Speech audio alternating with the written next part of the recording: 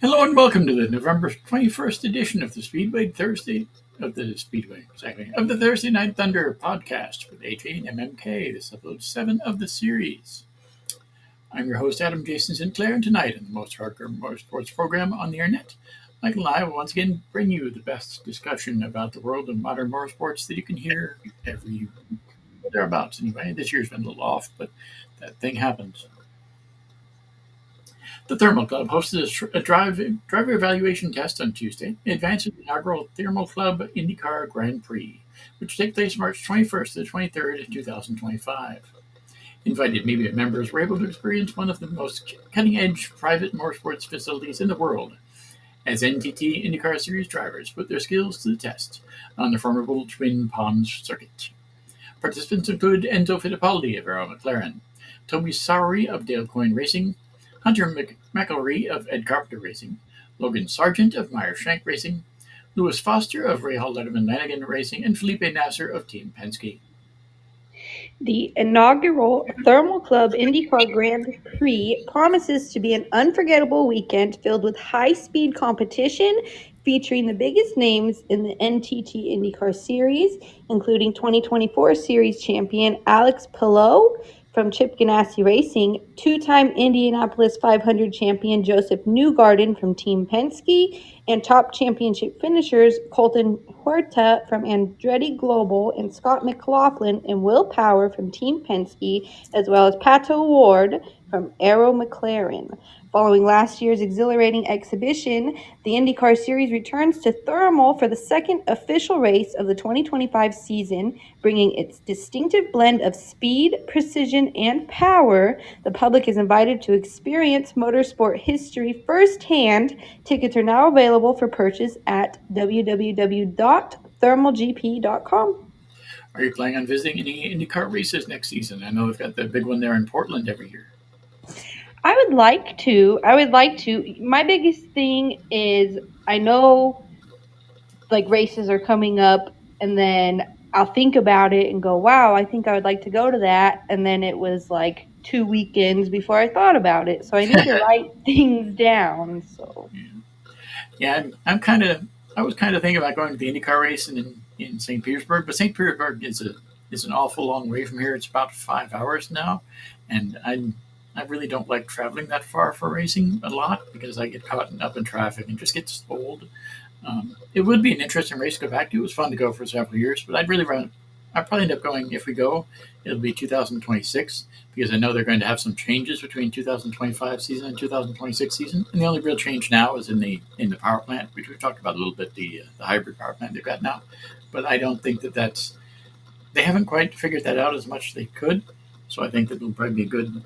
It should be a good year for IndyCar next year, but I think 2026 will be better. Well, write them down. Don't let them pass by. Yeah, I've got a few different ones set up for next year that I'll go ahead and get into as we go by them. But should be a good year next year. I'm hoping that it's a lot healthier year. This year was a challenge to say the least, but I'm hoping next year is better, and I have a feeling that it should be pretty good. Are you a race car driver, crew chief, pit member, track owner? Maybe you're just a huge fan of the sport. Contact us to get your spot on the show. After all, you deserve your 15 minutes of fame, and we'd love to hear from you. The easiest way is to go to Thursday Night Thunder Podcast .podbean.com. That's the easiest way to get in touch with us. And we'll get in touch with you after you get in touch with us, and we'll have you on the program probably next year. The upcoming Las Vegas Grand Prix mixes the challenge of the street circuit with high-speed action. Las Vegas was one of the best tracks for overtaking last year and defies street circuit norms. NoDeposit.tips has crunched the numbers and come up with a data-driven betting guide to provide fans and bettors with a clear idea of where to put their money. Max Verstappen is the favorite, of course. He could win a fourth there. Sergio Perez has lots of potential for podium with a 3.43 street circuit rating despite dips in form. Oscar Piastri is a strong candidate. He's done well in street circuits this season, including a win in Baku. Unlike most street circuits, you can overtake at Las Vegas, so qualifying is less important. Maybe a race for Sunday drivers backs to the wall specialist in Verstappen and Piastri. The 2.59 class is led by Ferrari. Red Bull is close behind at 2.62 seconds, I think. Their Mhm. drivers may gain an advantage by keeping or gaining ground. Both Hamilton and Piastri have a 0% DNF rate on street circuits for 2001 through 2021, through 2024, so they are safe picks for race completion bets. Much risk is at stake with the 40% DNF rate for Kevin Magnussen. Red Bull's upgrades in the last couple of races make Verstappen and Perez more competitive. Ferrari and McLaren are in superb form. So Leclerc, Sainz, Norris, and Piastri could all podium. No Deposit Tips is a leading expert in the online betting industry, specializing in securing exclusive no deposit bonuses. With over two decades of expertise through industry veteran Ian Harper, the platform provides in-depth guides to educate and empower bettors. Known for its reliability, comprehensive resources, and commitment to helping players make informed decisions, No Deposit Tips stands as a go-to destination for both seasoned bettors and newcomers. And of course, with Las Vegas, we'd have to go to talk a little bit about the odds. If we didn't, we'd be doing a disservice. I think the Las Vegas race is awesome. I'd love to head out there. Last year, I tried really hard to get tickets to that. It just didn't pan out. This year, it wasn't going to pan out either. The whole health thing is still screwing with me. But I do have some stories I'm going to be posting about Las Vegas this weekend. Including maybe a little bit more in depth about the betting guide. I also have a full guide to the race on Sunday. The timing for the race is really odd, especially for people in the Eastern Seaboard, but even people on the West Coast. It's really set up for the European market. It starts live at 1 a.m. Eastern time on Sunday morning. So I'm not going to watch it live. You can forget that right now. But I will watch a replay of it. It should be pretty good to see that on ESPN Plus, or maybe I can catch it on the Formula One channel a little bit later on in the day. I know they've been running some recaps of last season on the Formula One channel today, which I saw a couple of minutes of earlier this afternoon. So it should be pretty good. Are you planning on watching any of the Formula One action from Las Vegas this weekend? I would really like to. I think it's kind of funny. It just seems like there's a lot of people that, and maybe they're not race fans, I guess, but that don't appreciate the F1 goes to Las Vegas. Mm-hmm. And I myself think that's actually really cool. So, Yeah, I think it's an interesting thing. We went when I went there a few years ago. I think it was like 3 years ago now. Maybe it's two. It was that's like 2 years ago now. It was cool to see them starting to set up the racetrack.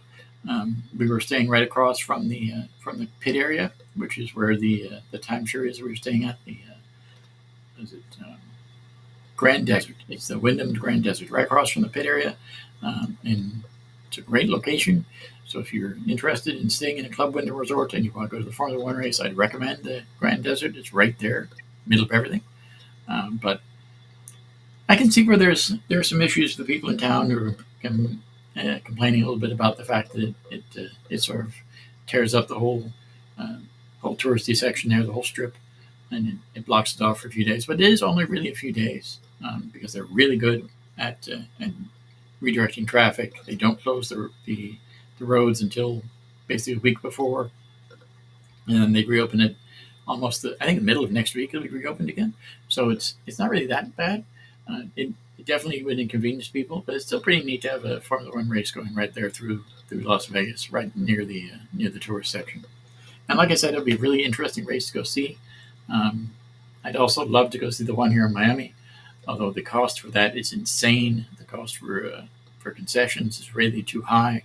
That's the problem they don't have in Las Vegas because they have all the restaurants and things there, and you don't. They're not going to be stupid and increase their prices that much.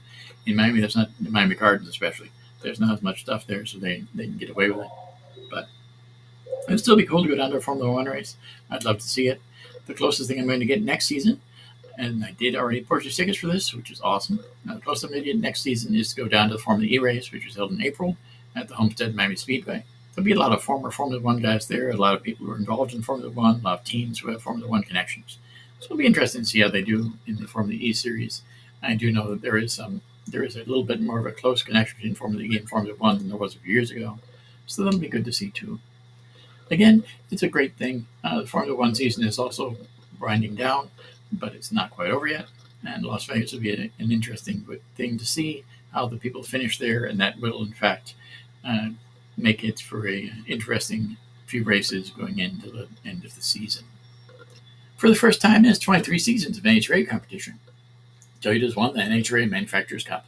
The 2024 season was the first time NHRA included the top fuel category in its distinction for the Manufacturers Cup, to which Toyota's resounding success in top fuel this year, along with its achievements in Funny Car, led to its first ever season triumph.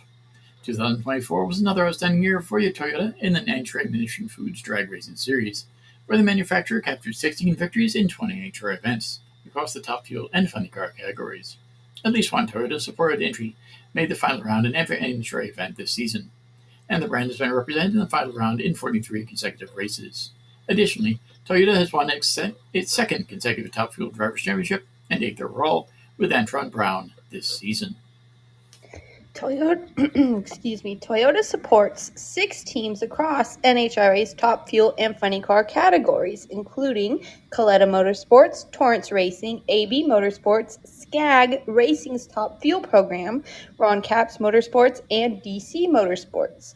Toyota drivers who were victorious during the 2024 season include Antron Brown with 6 wins, Justin Ashley with 4 wins, Doug Coletta with 3 wins, Sean Langdon with 2 wins, and Steve Torrance with 1 win, J.R. Todd with 1 win as well. Toyota drivers also captured 11 number 1 qualifying positions throughout the season. Toyota first entered NHRA drag racing in 2002 and has won 8 top fuel and 4 funny car world championships with its supporting teams over its tenure. In top fuel, Toyota has won championships with Antron Brown 2024, 2016, 2015, and 2012, Doug Coletta in 2023, Sean Langdon in 2013, Dale Worsham in 2011, and Larry Dixon in 2010. Toyota has captured Funny Car World Championships with Ron Capps in 2022, J.R. Todd in 2018, Dale Worsham 2015, and Cruz Pedregon in 2008. Did you see the? I know I sent you the link there the other day about the plane crash they had in Pomona on Sunday. They actually delayed the end of the race until I believe it was late on Monday. They actually ended the event. That's a little crazy to have a plane crash into a RV in the pit area of a professional race. Yeah, that is crazy. And yeah, it's not something you see very often. It was good that there wasn't anybody injured though. The person in the plane didn't get away quite as scot free, but they didn't die. They did have it was a bad crash, but it was lucky that there weren't anybody in the RV or anybody in the cars around them. It could have been a lot worse. True, true. Interesting way to start the race weekend.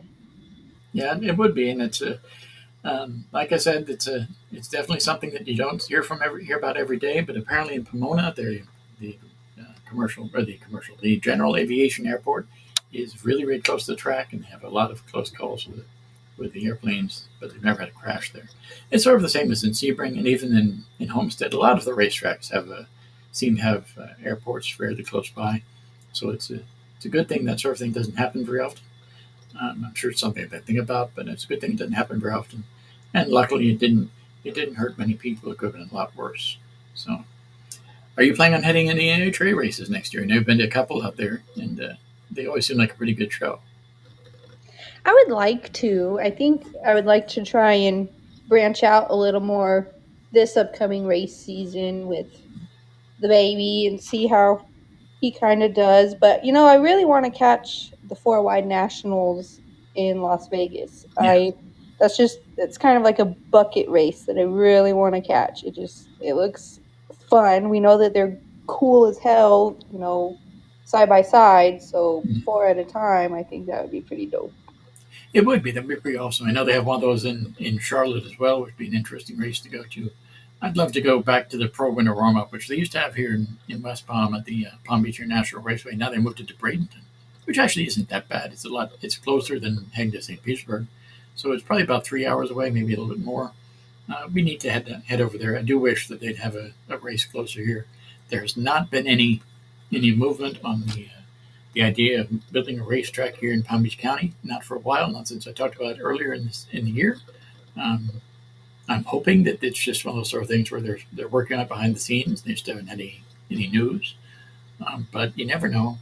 Um, there's been there's a history of racing here in Palm Beaches that it should continue. It shouldn't just die, and I think it probably has, which is sad. But hopefully they're able to figure something out and they're able to get a new racetrack built. I don't know if it'll be a drag race track or if it'll just be a small circle track, which they've had in the past.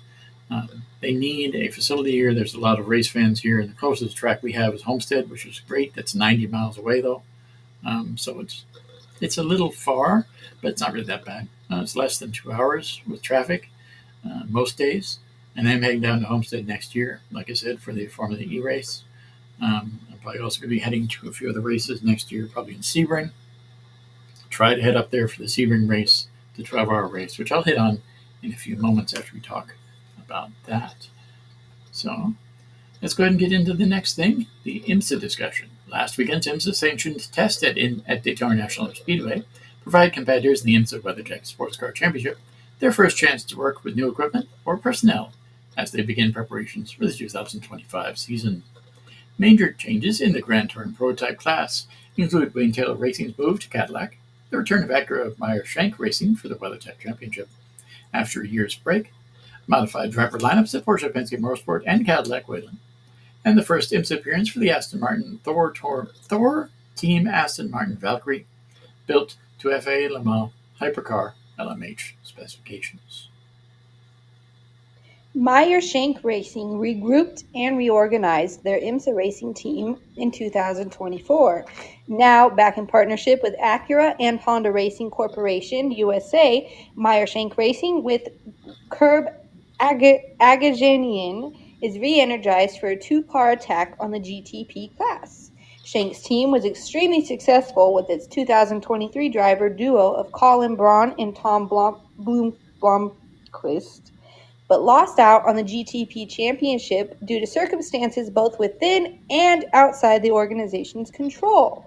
Shank saw enough promise in that pairing to call the decision to bring them back to drive the Acura MSR's number 60 Acura ARX 06 for 2025, a no-brainer. Ranger van der Zand moves from Cadillac Racing to the new Acura MSR number 93 car, joined by former BMW factory driver Nick Yaloli.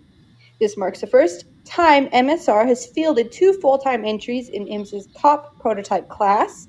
As part of a new arrangement, HRC US is supplying staff to race engineer the number 93 car, while the engineering of the number 60 car remains in-house.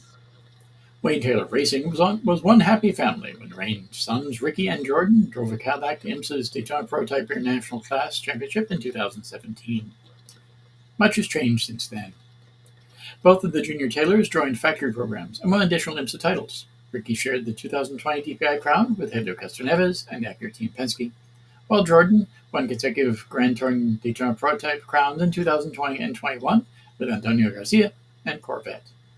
Ricky returned to the home team in 2021, and when Wayne Taylor Racing expanded its technical capability and fielded a pair of GTP class Acuras in 2023, Jordan followed.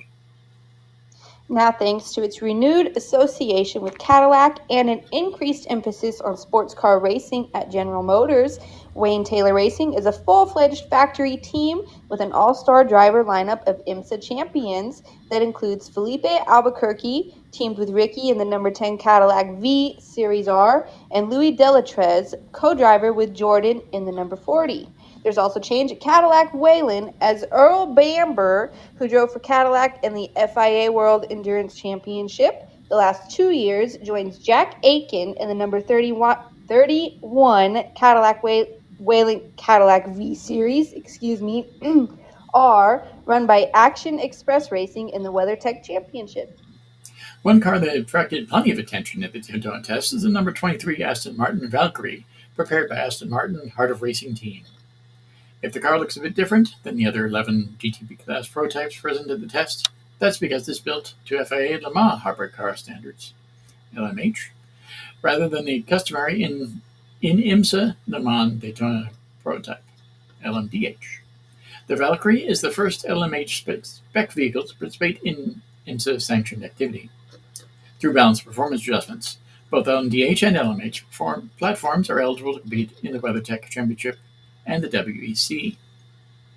The Heart of Racing is no stranger to IMSA, as the team has competed for several years in the GTD and GTD Pro classes, claiming the 2022 GTD Championship with driver Roman De Angelis, and coming up just 4 points shy of this year's GTD Pro title with driver Ross Gunn.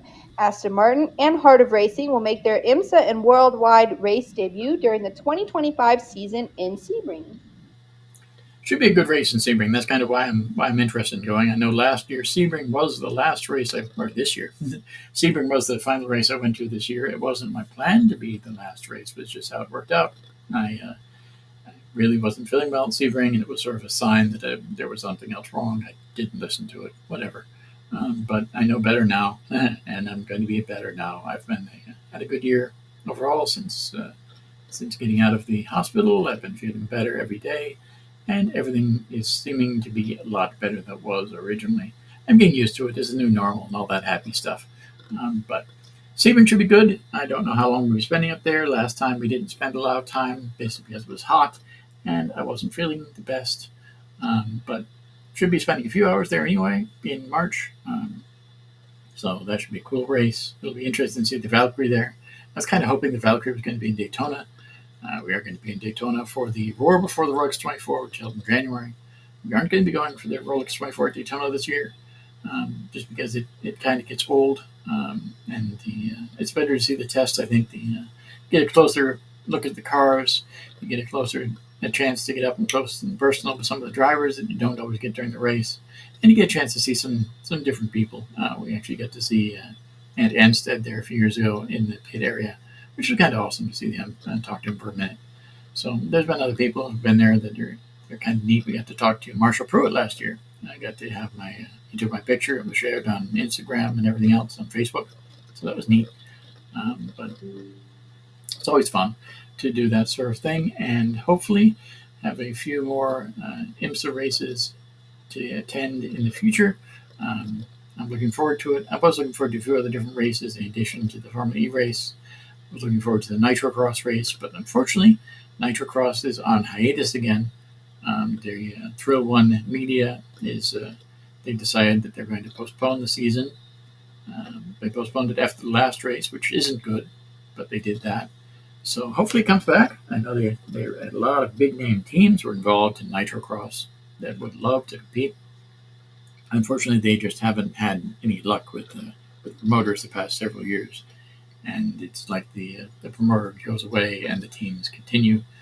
It's a great way to have racing, nice short events, lots of action, lots of jumps, lots of that sort of thing. I'd love to see more Nitro Cross events. Unfortunately, it doesn't look like that's going to happen. Um, how do you feel about the new TV packages that are actually almost as much internet packages as they are TV packages, as much streaming things as they are standard television?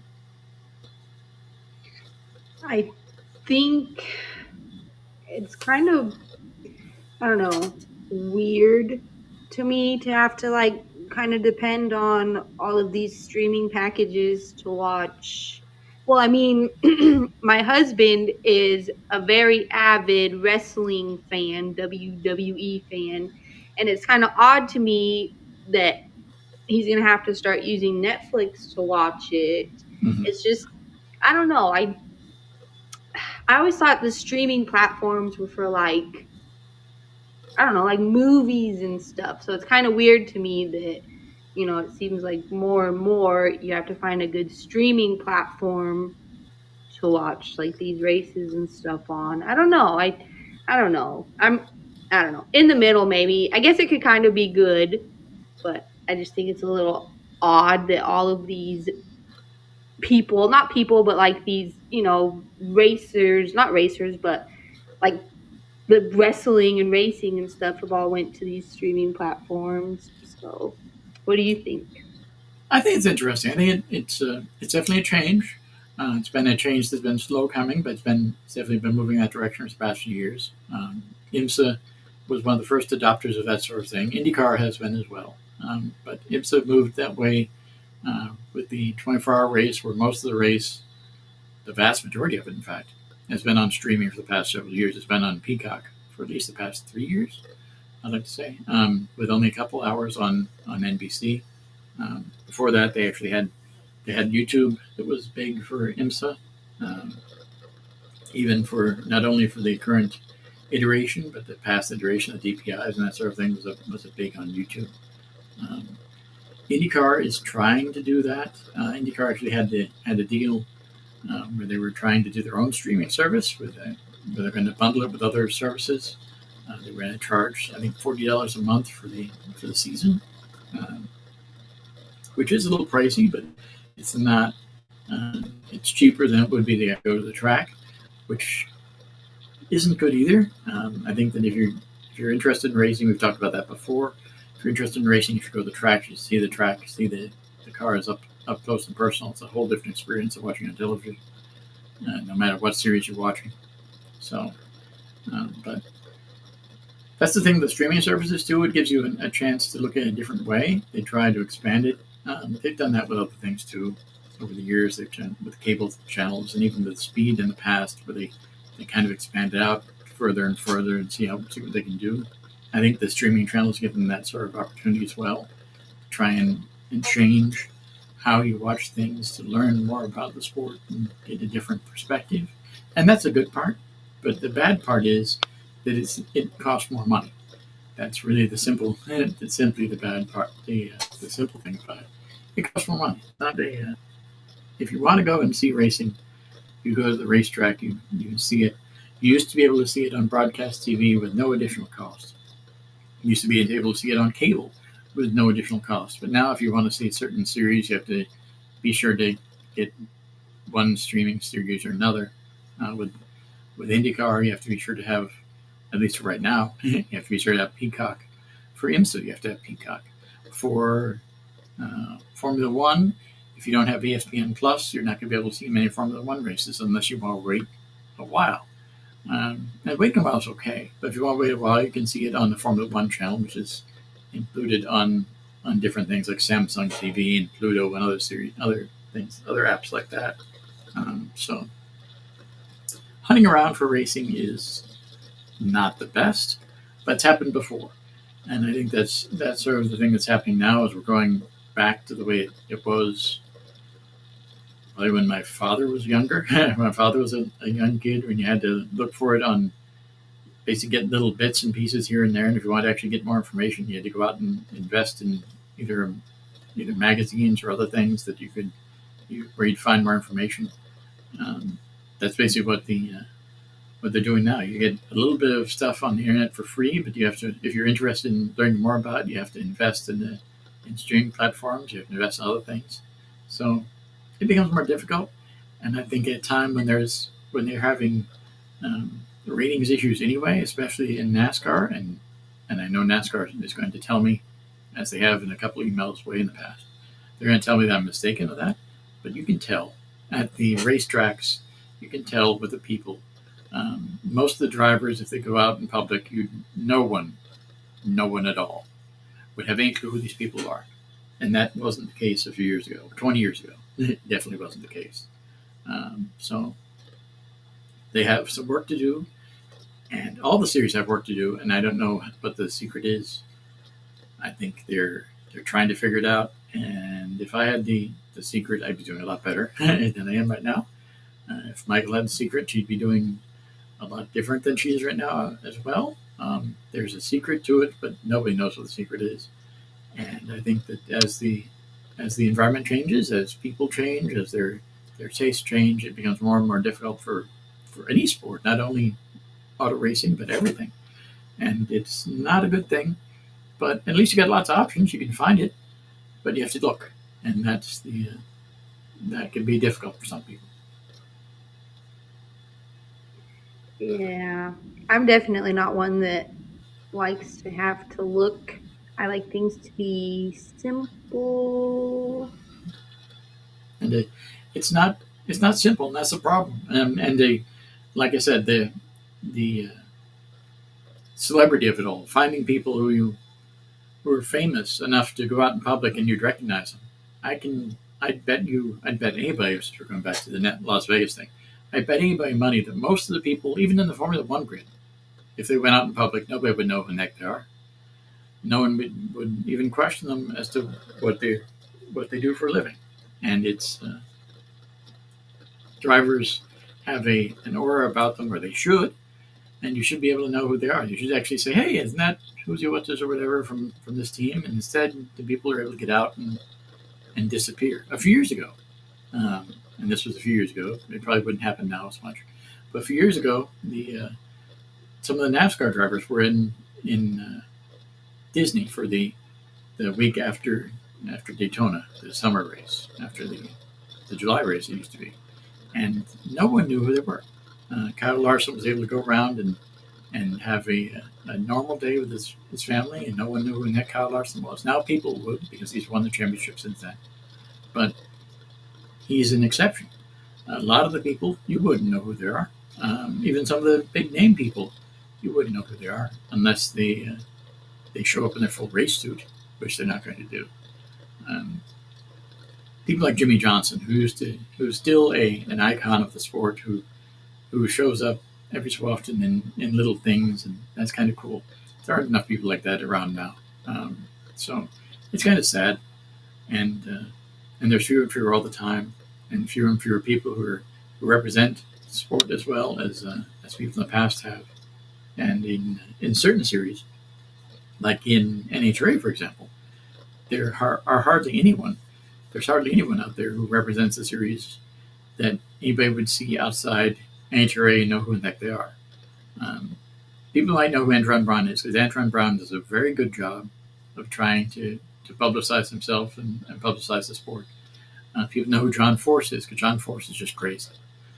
But John Force is not well anymore after his accident earlier this year. You can tell that if you see him. You can tell that if you watch him on TV a little bit.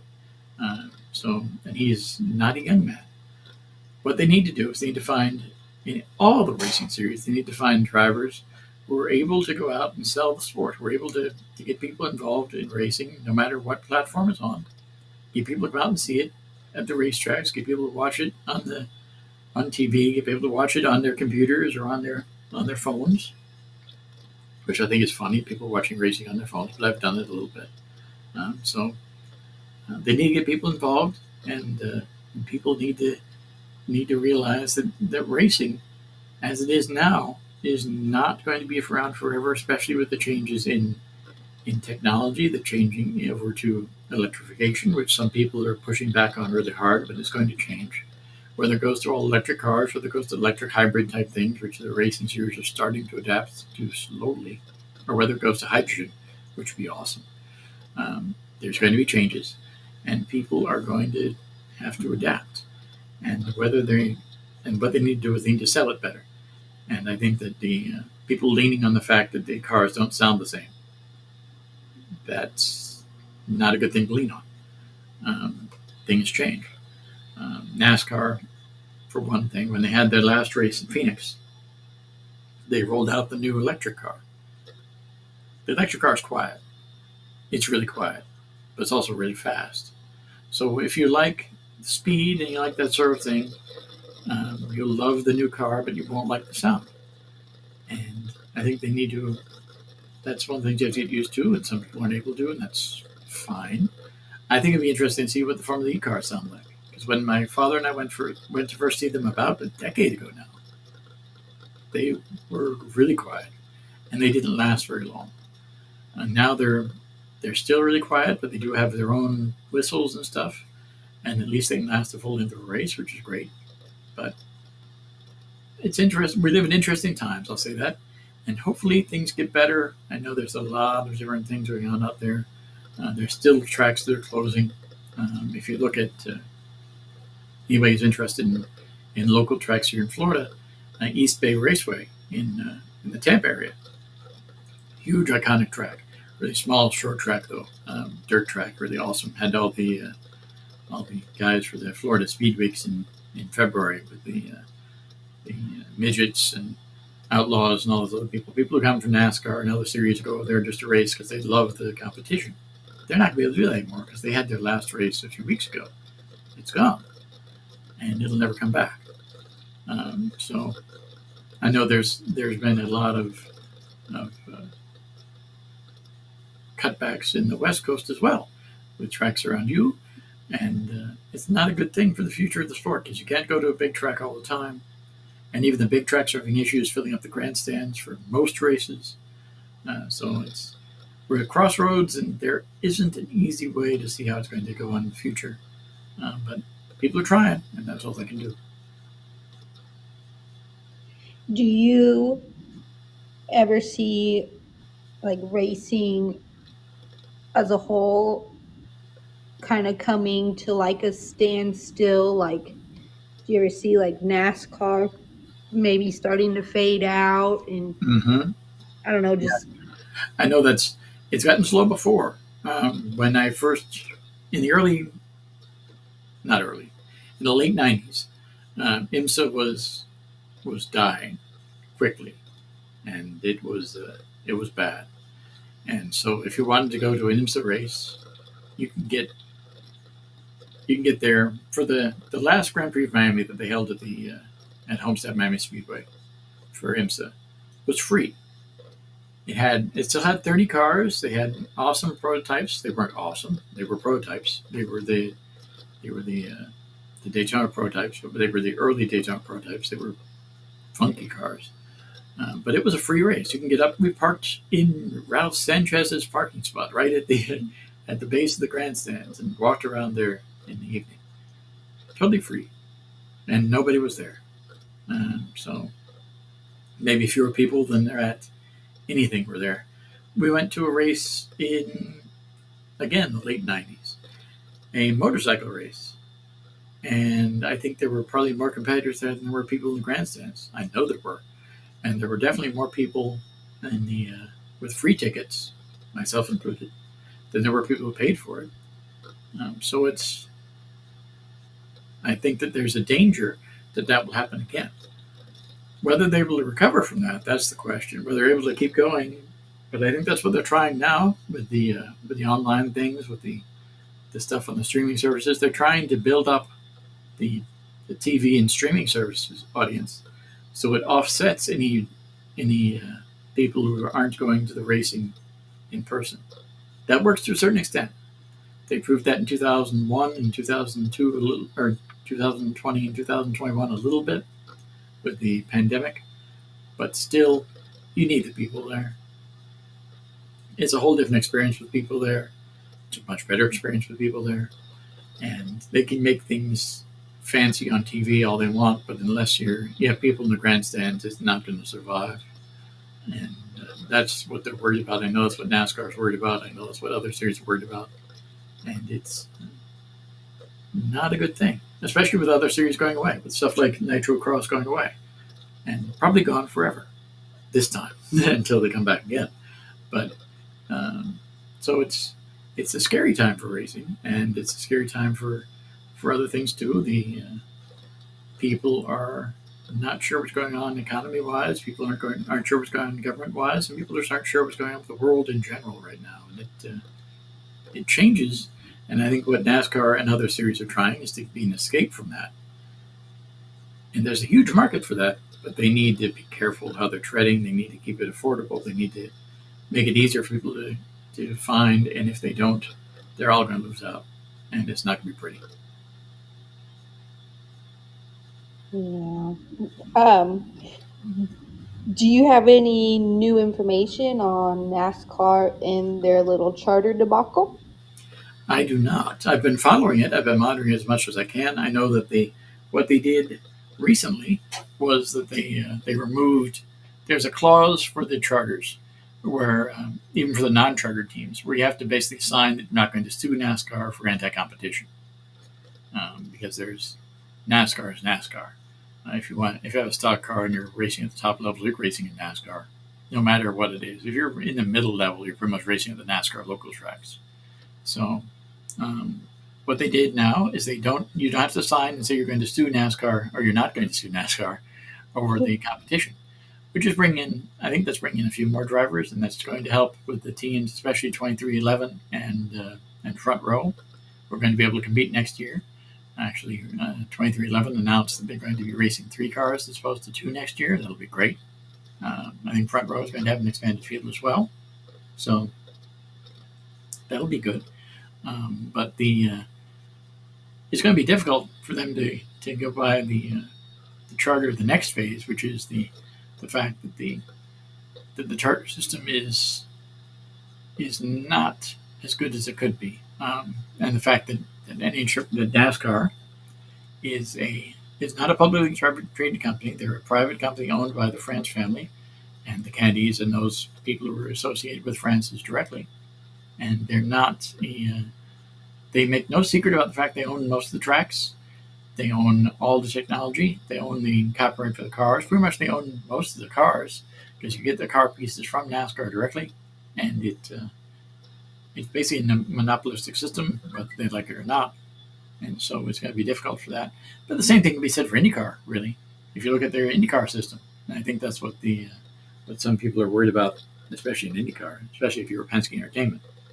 What people are worried about is the fact that if NASCAR loses in court, which is a possibility, and they have to share their information and share the revenue more with the teams. The same thing would happen to IndyCar, and same thing will happen to IMSA, of course, because IMSA is also owned by NASCAR. So NHRA is a publicly traded company, and NHRA has different things, and that's fabulous for NHRA. But NHRA also has their own set of issues. The fact that they don't have as many people competing, they have as much money as they used to have. So I think it'd be great to see how the case goes. It'd be worth monitoring, but there's no easy answers, and the fact that it hasn't really been going the way of 2311 or front row so far with the injunctions. It's not going as well as they hoped, but they can't basically go out and say, "Hey, let's keep our charters for next year," even though we're suing you. NASCAR wouldn't let that fly, and I think the judge doesn't like that idea either, which makes sense because they want to basically race for free, and still get all the money, and not worry about paying them unless they lost in court. So you can't go that way. But it'll be an interesting case. It'll be fun to see how it goes. Most of that will be run out, unfortunately, next season. So have to see how the early part of next season goes, both in Daytona and other early races, and see whether any changes for 2311, the front row, and other teams as well. So should be good. Should be quite the thing. I know there've been a lot of changes in other teams this off season as well. Heinrich's made some changes in their upper management and in the cars. 2311's made a lot of changes. They moved Woody Barker around again. He's not going to be a crew chief now. He's going to be moving into another competition role. There's going to be another crew chief in for Bubba Wallace. So it'll be good. It'll be it's always good for NASCAR at the beginning of the year. We'll see how it goes by the end. How did you like the race at the last race at Phoenix? I know that Joey Logano did really well at the end. It was a great race at the end. The competition between the first 2 cars was pretty cool. But how do you like that?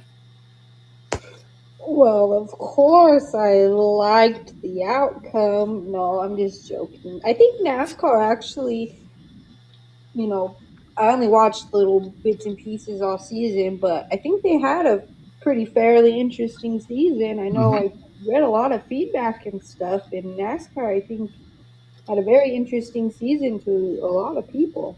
Yeah, it's been a pretty good year for them. I think the fact they have a lot of different sponsors or move stuff around. They've got instead of having the constant traditional sponsors, they've had a lot of different sponsors for different teams, and that increases exposure, makes it a little different. They also have the new broadcast thing that worked out a little bit this year with the CW, which I didn't really like, but it had to happen. Things change, so I think next year will be better with Amazon, just because I like the Amazon Prime platform. I think that the fact that it'll be on, I'll be able to see it a little easier, which is kind of the deal with a lot of people who have the cord cutting mentality, where they don't have the full services. so they can pick and choose their apps and that sort of thing. With Amazon will be awesome. I don't know about the TNT thing, so we'll see how that goes. And also the CW, I know they've got replays of some of the truck and Xfinity races now, so that's kind of neat. But I think that the days of live racing might be numbered. Um, that's kind of my opinion. I think that people will be watching it, they might be watching highlights, or they'll be watching little bits of it later, or they'll be watching the whole race later, more in their time, which is cool. But they'll have to adjust the racing idea for that, and change the way it's covered as well. So it kind of puts different challenges for the broadcasters, but it'll be good to see. And I think it'll be fun. Yeah, I think it'll be okay. So what's the any big news on the racing camp that you'll be doing next season? Any new competition things for your family there next year? Mm, well, my husband just recently purchased like two, what are they freaking called? Roll cage kits. So he plans to build a couple cars over the winter, and then I guess we'll just kind of see where it goes. I'm a little disappointed with how the season went last year. Everybody did good, and my nephew, it was his first season, and he did phenomenal. But it's just the track that they were competing at.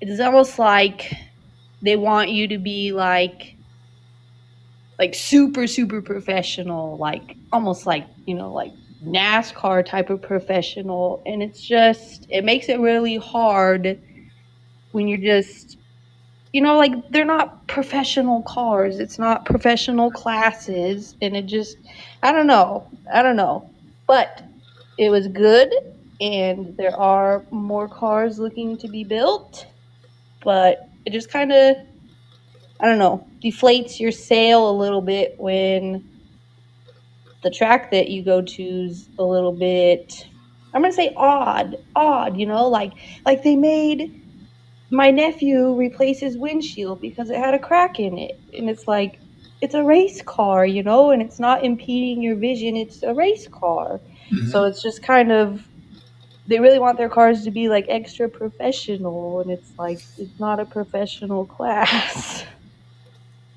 So but I guess we should be thankful that, there's even a track for us to go to. And, Mm-hmm. for that, we are thankful. And, it always keeps it interesting. It's a very interesting place to race, and we all love it. So we'll keep doing it. But I do wish there was more of like a little bit of a broader horizon for like local racing around here. Tracks, of course, we talked about that. They're hard to keep open, but it just doesn't seem like the interest is here. It doesn't seem like there's really that.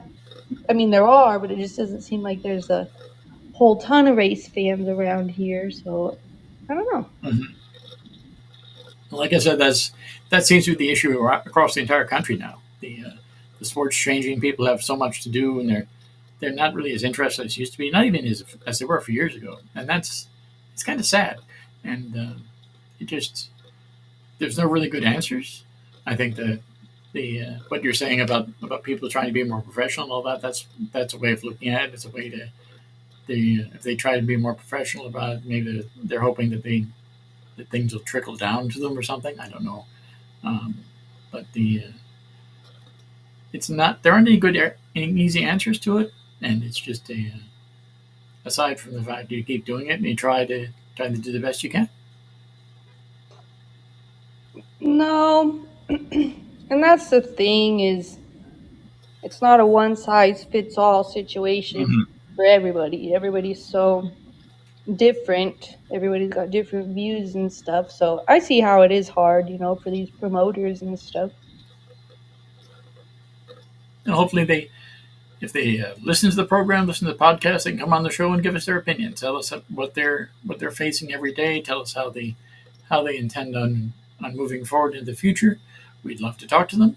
We'd love to get their ideas about the health of the racing as a whole, the health of their facility as, in general, and it'd be cool. I think that's a good thing to do.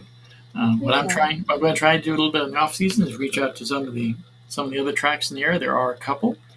There's one in Hendry County, which is a few counties away, but it's in the middle of the state. I think that's the closest dirt track we've got here now.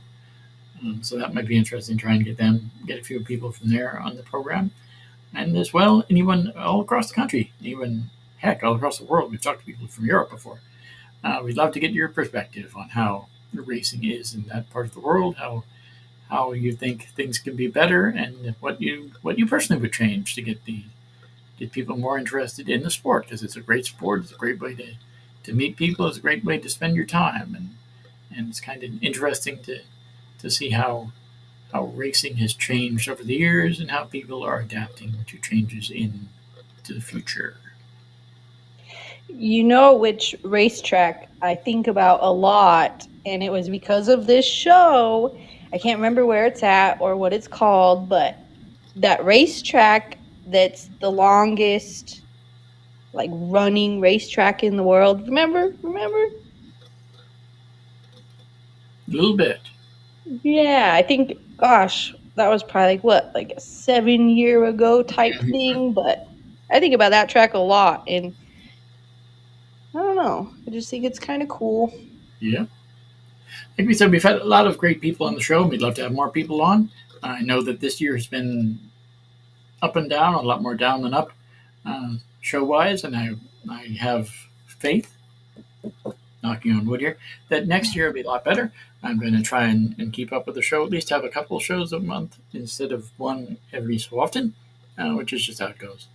But got a lot of plans for the future, a lot of plans to have different people on, and I'm going to be reaching out to a few more people in the off season, like I said.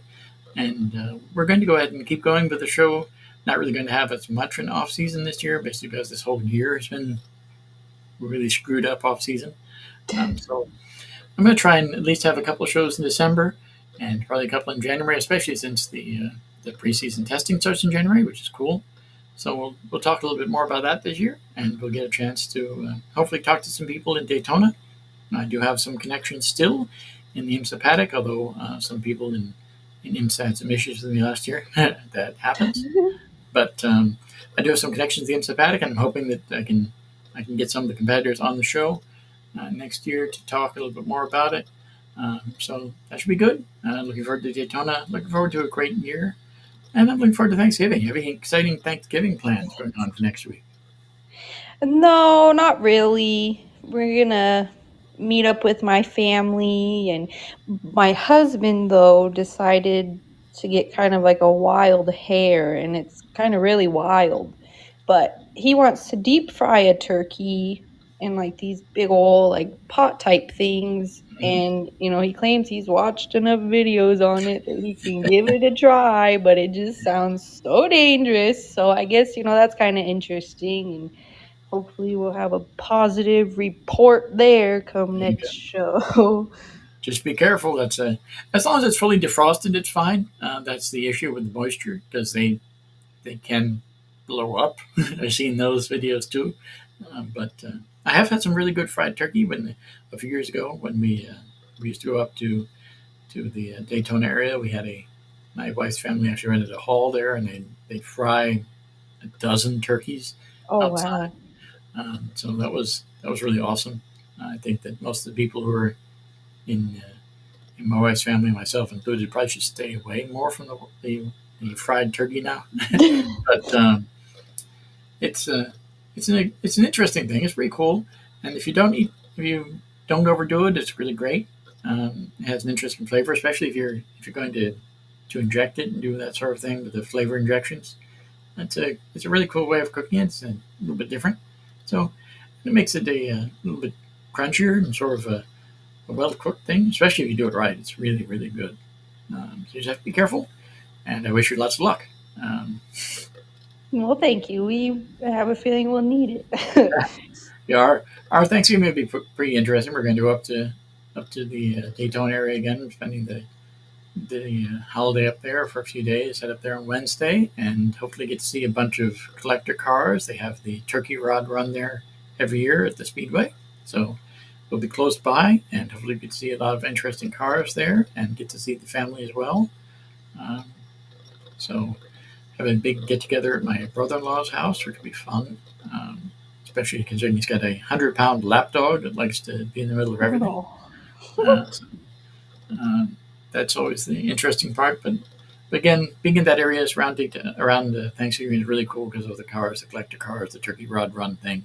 I have a feeling that we're going to see a lot of cars, especially in the Ocean Walk area, which is where we're going to be staying around the beach in Daytona. So that's always cool. And I'll probably report a little bit on that if I'm able to get more information. I'll send out something about that next week or possibly the following week after a sort of recap thing. Um, I'm sure we'll talk about it a little bit more on the show, which will be in about 2 weeks, I think. Let's see. Pull that up really quick. Yes, the next show I'm planning will be on the 5th of December, 2 weeks from now. Next Thursday, of course, is Thanksgiving. So hopefully it's a good time and hopefully everybody has a healthy and happy Thanksgiving. With that, be sure to check out past episodes of Thursday Night Thunder, as well as the other shows on the Speedway Digest Radio Network at blogtalkradio.com/Speedway Digest Radio. You can also check out this show on Facebook by visiting facebook.com/SD Thursday Night Thunder. Be sure to listen to previous episodes of this show at Thursday Night Thunder Podcast.podbean.com. This program, of course, is done live every time we do it. I try to do it weekly, but that doesn't always happen, especially this year. But it is posted on the Thursday Night Thunder Podcast.podbean.com platform as soon as I can. More than likely, the show will be posted on Saturday. So if you're listening to us next week, hope you're having a great Thanksgiving. I also invite you to check out my racing news site at motorsportsnewsandviews.wordpress.com. I haven't been updating that as much as I'd like to. Things could ever get in the way, but I did update it in about a month or so ago, and it will be updated probably this weekend. I'll try to spend some time on it. I do have a lot of awesome news to share. I got a lot of good stuff that I've reviewed on this program as well, but I do have some more in-depth information about next season, season schedules and that sort of thing, which will be posted there this weekend. In addition, if you're a fan of South Florida, and who isn't, be sure to check out the latest news and information about Our Slice of Paradise and my travel blog, For Warplum's Fantastic Finds. It can be found on Facebook at For Warplum's Fantastic Finds, on Twitter at For Warplums, FABORPLUMBS, and by heading to HTTPS for Warplum's Fantastic Finds. That's all one word, FABORPLUMBS, Fantastic Finds.wordpress.com. Thank you for listening, and we look forward to seeing you again next month in the Thunderdome as we discuss the major issues in the world of modern auto racing. Thanks again. Have a great night and happy Thanksgiving.